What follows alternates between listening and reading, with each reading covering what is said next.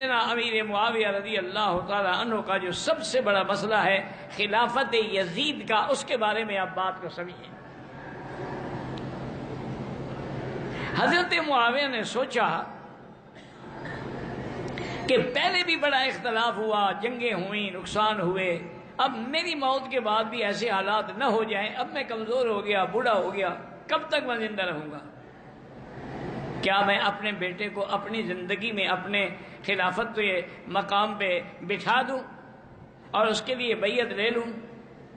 آپ نے مروان ابن الحکم کو بھی خط لکھا کہ ارباب حل و عقد جو ہیں مدینے والے، ان سے مشورہ لیں کہ کیا میں یزید کو خلیفہ بناؤں، اور وہ جو رائے دیں مجھے لکھیں۔ انہوں نے بھی مشورہ لیا، ان سب نے بھی یہی کہا کہ حضرت معاویہ چونکہ بہت بڑے فراست والے ہیں، سمجھنے والے ہیں معاملات کو، اگر بہتر سمجھتے ہیں تو ٹھیک ہے۔ اور جب آپ نے یزید کے لیے بیعت مانگی اور فیصلہ کیا تو اللہ سے دعا کی کہ یا اللہ، اگر یہ میرا فیصلہ ٹھیک ہے اور یزید اس کا مستحق ہے تو اس کی مدد فرما، اور اگر یہ میرا فیصلہ غلط ہے اور یزید اس کا مستحق نہیں ہے تو اس کی خلافت کبھی کامیاب نہ ہو۔ اور جس وقت حضرت معاویہ نے یزید کو خلیفہ بنایا تو یزید کے ایسے حالات نہیں تھے کہ اس کو خلافت نہ ملتی ہے، تو بعد میں بدلا ہے جب اقتدار آیا اس کے ہاتھ میں، ورنہ وہ تو جہاد میں شریک رہا، جنگوں میں شریک رہا، بڑا دین پہ چلنے والا، پابندی کرنے والا۔ یہ الگ بات ہے کہ اقتدار آنے کے بعد اس کے دماغ میں تبدیلیاں آنی شروع ہو گئی۔ یہ کہنا ہے کہ آدمی جب اقتدار آتا ہے یا دولت آتی ہے تو پھر ایسے حالات پیدا ہو جاتے ہیں۔ بعد میں یزید کے کردار کی کوئی گواہی نہیں دیتا، بلکہ اکثر یہی کہتے ہیں کہ اس کے اخلاق اور کردار ہر لحاظ سے اسلام کے خلاف تھا،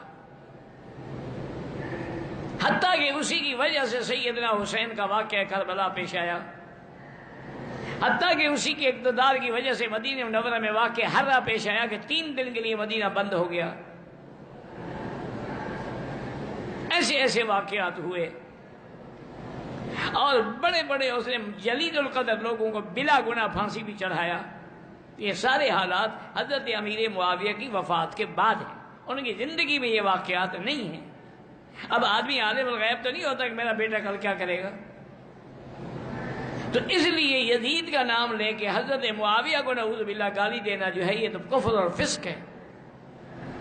کیونکہ حضرت علی تو قرآن کی اس تیسرے حصے کا شریک ہے۔ والسابقون الاولون من المہاجرین والانصار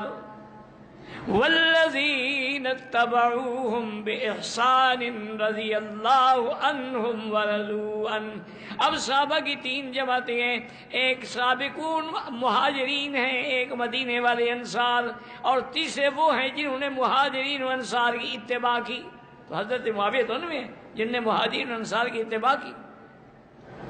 ان کے لیے اللہ نے رضا کا فیصلہ فرما دیا۔ اس لیے امام شافعی رحمۃ اللہ علیہ نے اپنی کتابوں میں لکھا ہے کہ بھئی قرآن نے 3 جماعتوں کا ذکر کیا ہے، اب ہم نہ تو مہاجر بن سکتے ہیں نہ انصار بن سکتے ہیں، اب ایک جماعت باقی ہے کہ ہم ان کے غلام بن کے رہیں۔ اگر تم نے انصار و مہاجرین اور صحابہ کی غلامی کا انکار کیا تو پھر جہنم ہے۔ دیکھا چونکہ 3 جماعتیں ہیں قرآن میں، السابقون الاولون،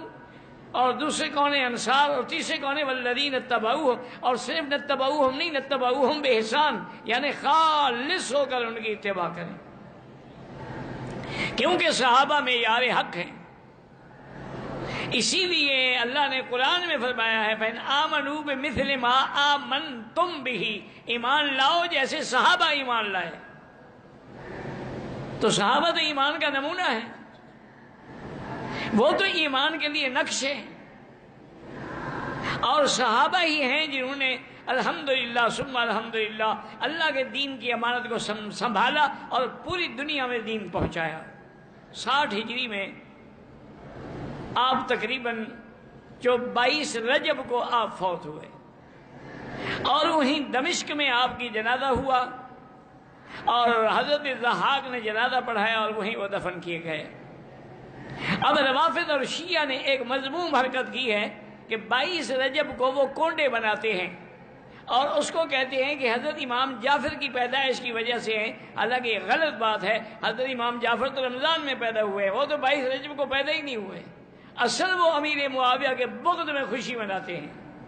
اسی لیے انہوں نے 22 رجب کے کنڈے اجرا کیا ہے۔ تو علماء نے متفق علیہ لکھا ہے کہ ان کے اندر شرکت کرنا یا ان کا بنایا ہوا کھانا کھانا جو ہے انتہائی گناہ کا کام ہے اور صحابہ کی دشمنی ہے، لہذا آدمی کو ہر لحاظ سے ان سے احتراز کرنا چاہیے رضی اللہ عنہم ورضوان۔